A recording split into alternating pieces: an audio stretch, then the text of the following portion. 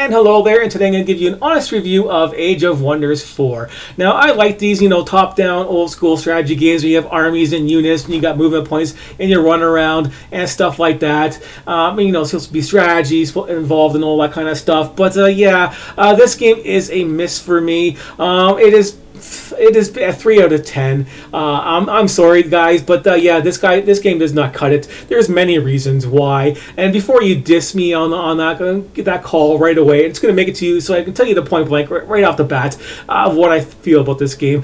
Just go on there and look up how to build an outpost.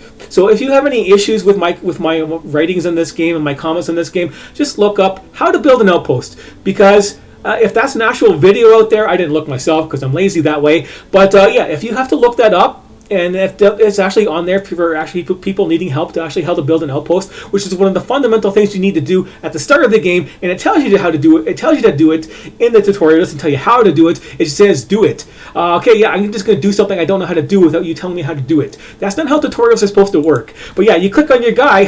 Where's my build outpost button? Is there a build outpost button? I don't see it. I spent so much time looking for this build outpost button, I couldn't find it. It's like, what the hell's going on here? Finally, I had the idea to maybe click on my unit again, which is what you got to do. So you have to click on your hero, and then you got to click on your hero again, and then you'll have an option down here to build an outpost. If you're on, I'm on enemy's territory, so I can't build one here, obviously. But yeah, that is how you do it. That's something simple. And if there's a video on that, then I'm pretty much justified out of my 3 out of 10 score in this game, just based on that alone, basically, because that is stupid. It's just a very stupid thing to have on there. But let's go into this game. It does have graphics, and if this is your first time playing a strategy game like this where you have your city management and you're expanding your territories and you get armies and all that kind of stuff, it can be a game for you. It can be like a 5 out of 10 or even higher, because this game is very easy, and you'll have a whole bunch of nice time, fun playing this game and beating it, because it's just so easy. It'll give you lots of good happy feelings because you win. But this game is it's just too easy for me,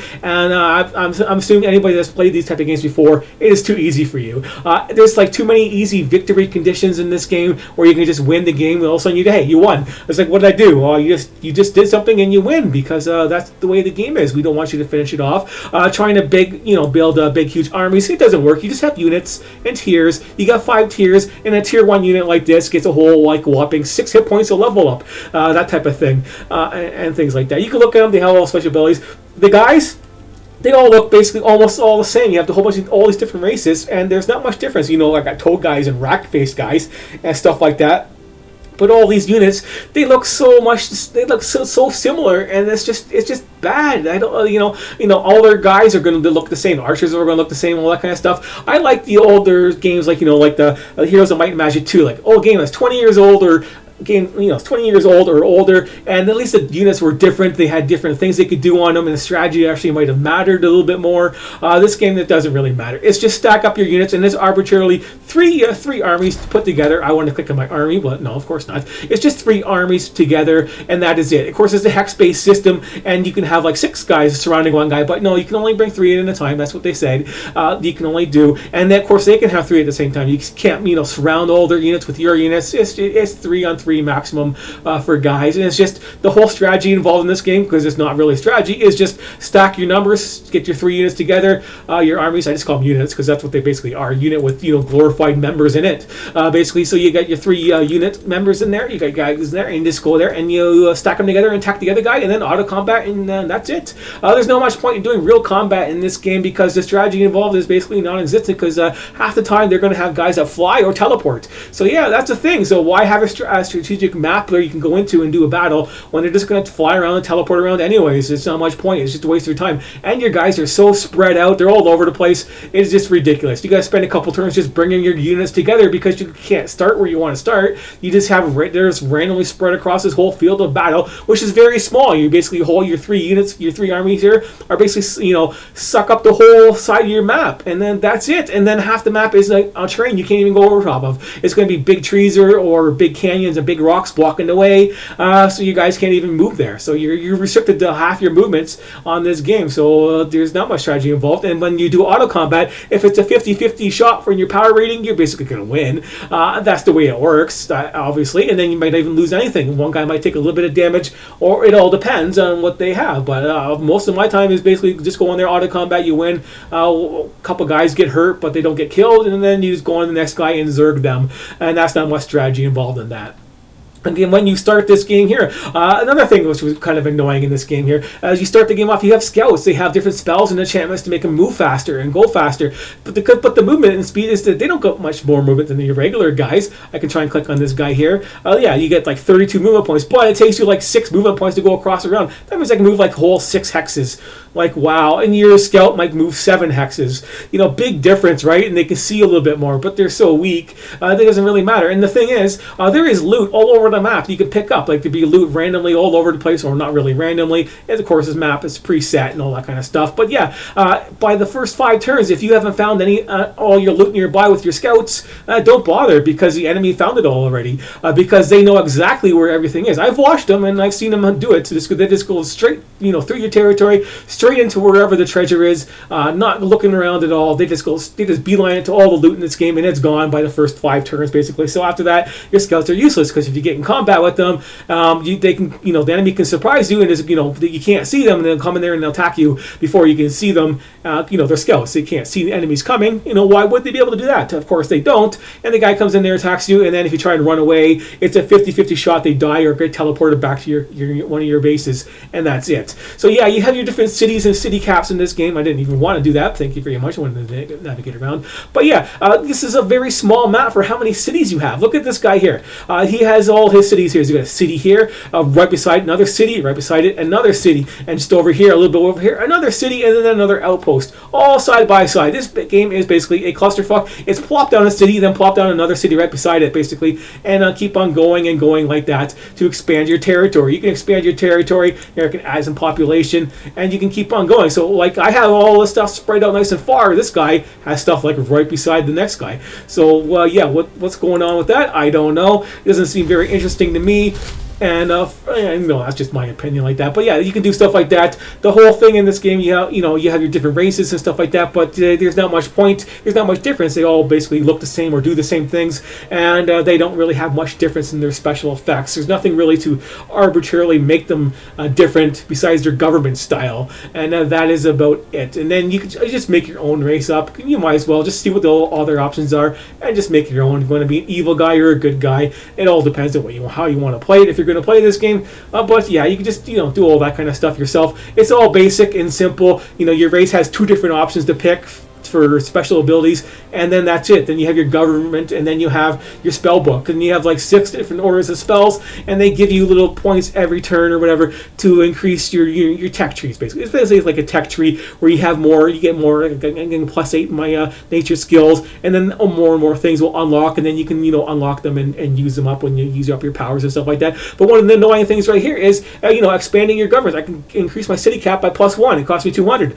That's all this button says. It does more, of course. That's why I'm saying that. But yeah, they could add that in there. They have so much highlights and hover over this thing to see all this stuff and what it does. But it doesn't tell you. It tells you dick all, basically, because you can hit this button again, and there's another. It costs like 500, I think it is, to increase your city cap once again. So you can keep hitting these buttons, and it doesn't tell you which buttons here are going to be reusable. I assume the ones on the outside might be reusable, but some of them might not be. Some of them might be, and it all depends. The cost might change. You don't know because they don't tell you, and that's something really important that they should discuss and do right there. Okay, now besides the movement points and going across the maps like that, which is really crappy like this, you do have an underworld and an overworld to help confuse you and do stuff like that, where you can dig it out and do some other fights and stuff like that. Well, so yeah, interesting, good enough. But yeah, stuff like that. But let's carry on to the other things in this game that might be annoying. Is the cities and your units. Where are the tabs? Where's the tabs for my cities and units? This is the game where you gotta, manage your cities and manage your units and navigate them. You can't navigate them in this game very effectively. It's basically almost non-existent for something that's supposed to be a primal factor in these games, which they don't have. Click on my city overview button, which is a tiny button way over here, instead of having something right in front of you, which might be nice to have because this is your cities and all. But no, of course not. Then you click on here. Okay, I want to go to my city here. That's my first city. Let's click on my city. I want to go inside my city. I want inside my production. No, of course not. It's basically useless. It brings you to your city fast. That is it. So now that wasn't even the city I wanted. I wanted this city over here. So let's go over here. You have to actually click on your city. Now I can go in there and I can adjust my stuff inside there. And then your little build button is really small compared to what you're actually doing. So you have to click this tiny little button here to actually build your next thing that you want to build, which apparently is 0 time to build some of these things, which is nice. But yeah, I don't care. That's it. Small button, big thing. I want to go and navigate to my next city. They don't tell you how to do that. How do you go to my next city? Okay, maybe it's a tiny little arrow up here because I can barely even see that. Let's click on that. Oh, I missed it. I hit something else. Okay, guys, let's go over there. Let's try again. I missed it again. Okay, let's try again. Oh, I hit the name this time. Yeah, it's this tiny little button. Oh, there we go. Now the button's moved. What the hell? This name is bigger now. The button's moved. So if I want to navigate more than just 2 cities in here, it's going to be a frustrating pain in the ass. Everything to learn about this game is basically a frustrating pain in the ass. There's a worse job than the games that are 20 years old for this type of game. I can't recommend it on that basis alone, that type of thing right there for that type of thing. Let's do the units now. Let's go over the units. Where's all my I have all these other units all over the place. Where do I click on them here? Okay, this button right here, which I want to go to a certain unit. Where's his icon? I don't see my heroes icons. I just gotta pick random units and hit my arrow key until I get to the guy I want. Oh, that sounds like fun. Yay, waste more of my time looking for something that should be just point blank right in front of my screen right there. Where's my units? Where's my castles and stuff like that? I have all this stuff over here, which doesn't help me very much. I need the stuff that actually helps me and gives me information. My guys, it doesn't have it. That's what I mean. 3 out of 10 is missing too much of the basic function. This game functions and stuff like that. Let's go and do the auto combat and finish off this review right here. So this game was, way too easy. I took off one of my units in there. Let's just do two at a time here instead. I didn't want you to move. I want to do my attack. Okay, let's just do the attack. Since I can't actually click on my guy, since it's all overlaid and stuff like that, let's just go to auto combat and see what happens. They had higher tiers, so I might lose some guys. I lost 1 guy. You know what's funny? I had 3 armies in there before I saved it, and I tried it, and I lost 2 guys in my fight, even though I had 3 armies of units there. Now I just lose one random guy I got. So yeah, it's all taken over. There you go. You took over this guy's city. Let's go over there and take it. Yeah, it's my city. Oops. Wrong button. I wanted to absorb this thing, not mitigate it. Not an evil guy. But yeah, there you go. Now it's my city. You can also do other things in this game, like trade and have alliances, which are really easy to get. You have alliances. You can't attack guys unless you actually have a grievance and stuff like that. It has a really huge buffer. It's so simple and so easy. You have free cities, which are vassalized and give you a whole bunch of free income. And if they like you enough, you can just take over their city. Like right now, I can take over his city if I wanted to. There you go. I took it over, and there I got a new city. There, he's sitting there with all this stuff and not even doing anything with it since he's so awesome. But yeah, he just took over another city. That wasn't very hard. Let's just go. Doesn't matter where we're expanding. Just pick on something. Doesn't matter. Yeah, I get free units when I do that. Shouldn't have done that. Get a stupid penguin unit. What a piece of crap unit that guy is. But anyways, that is this game. Everything is basically simple and easy. It's just not. It's not for me. I can't go back and play this game anymore. I can't take it seriously. It's just way too easy to play and beat. But that's my opinion. If you're new to these type of games, you might like it. If you want something simple and easy to do, you can go ahead and play this game. It'll take you a couple of days to finish off a map because it takes so long to do anything, and it's going to be smashing the next turn button to get anything done. But yeah, that's what this game is all about. Smash the next turn button so guys can move a whole whopping 5 units at a time across the map, and then that kind of stuff, and do your auto fight. So yeah, move your guys, stack your guys, auto fight, win, get higher tiered guys. There's no strategy to me. It's just follow emotions and play the game. That's it. So that's my opinion. Thanks for watching, and I'll see you later.